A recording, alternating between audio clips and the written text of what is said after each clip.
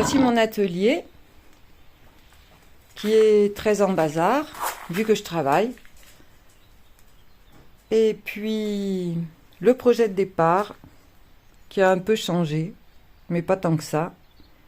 Tous les matériaux qui ont servi à la création, les objets de récupération ou non. Et puis, ma création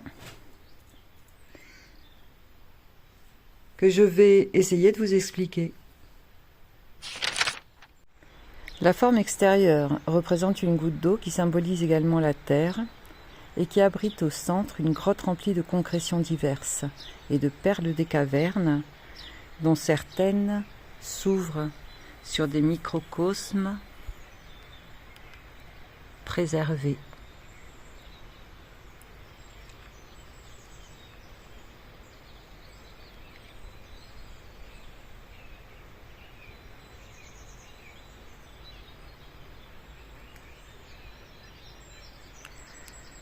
Un de ces petits univers subit le réchauffement climatique.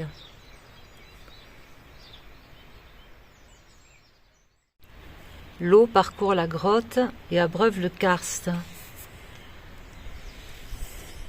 Lacs et rivières souterrains. Une faune vivante habite les eaux. Des spéléologues contemplent et protègent ce biotope.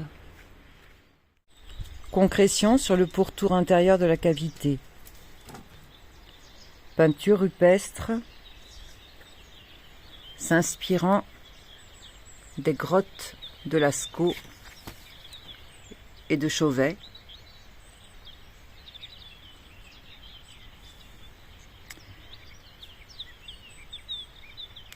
Quelques chauves-souris rhinolophes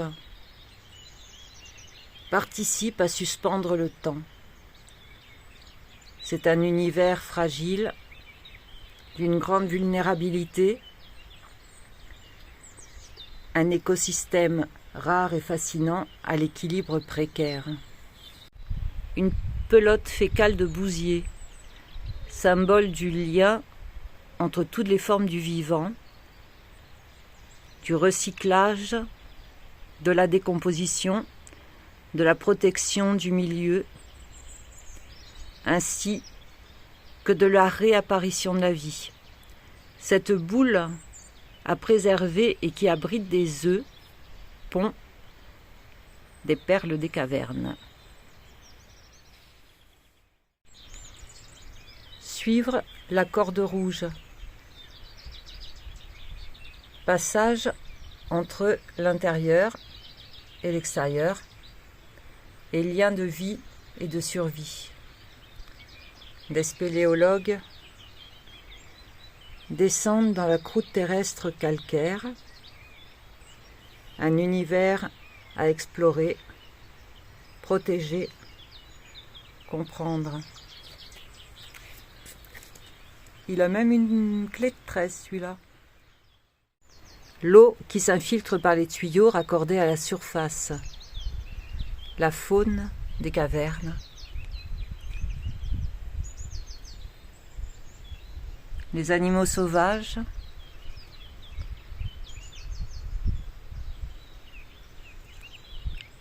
La jungle. Les plongées dans les grottes aquatiques. Et toujours la corde rouge. Fil fragile qui maintient en vie. La vie ne tient qu'à un fil dans les grottes. Et puis, on sort à la surface de la Terre, où sont symboliquement représentés les impacts des modes de vie humains, les industries et les polluants qui s'insèrent dans les sols, contaminant l'eau et le karst. Et en vrac, ce qui contribue à la destruction de l'environnement. Bientôt des voitures qui volent et de nouvelles technologies hyper connectées.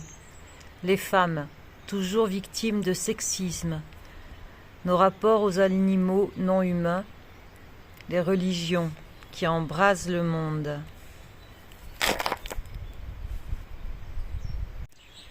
Les derniers chamans ne savent plus si tout cela a un sens. Le sanglier, à la trompe d'éléphant, mange une pomme.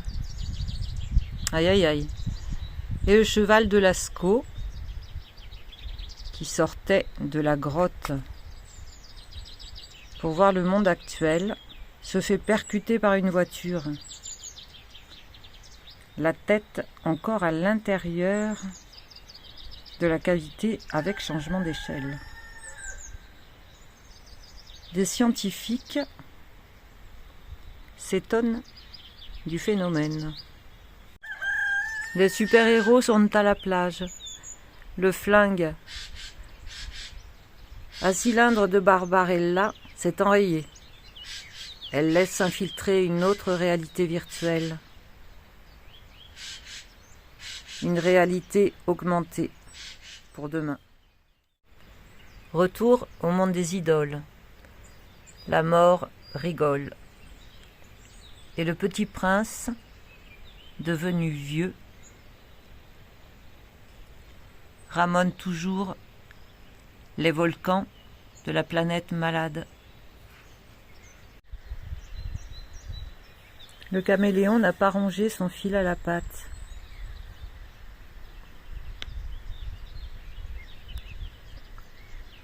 Mais la folle du désert est toujours debout dans cet univers surréaliste. Partie de jambes en l'air, prostituée jetée en pâture, commerce de la chair, animaux en vrac, industrie de la viande, élevage industriel. La baleine sur le dos vomit du plastique. Le 7e continent, flottant sur l'océan. Le réchauffement climatique, les territoires qui rapetissent.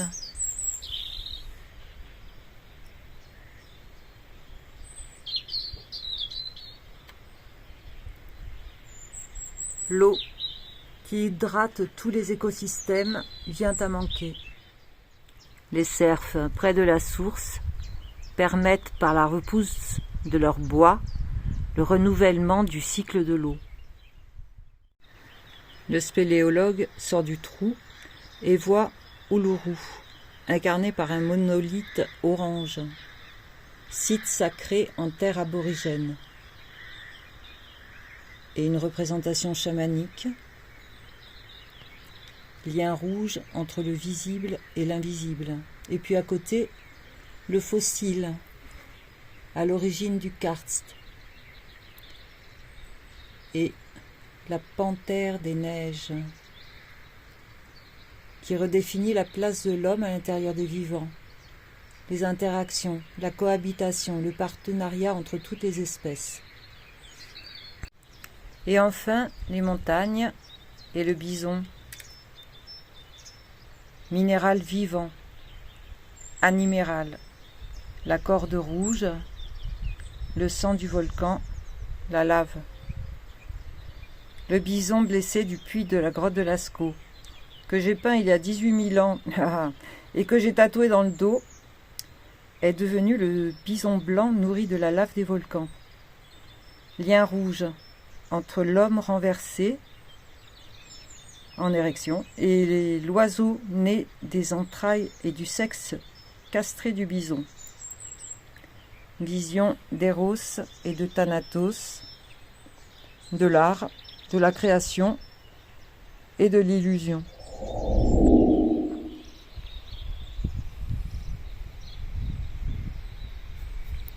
Il y a bien d'autres liens à établir entre les différentes interprétations de ma création.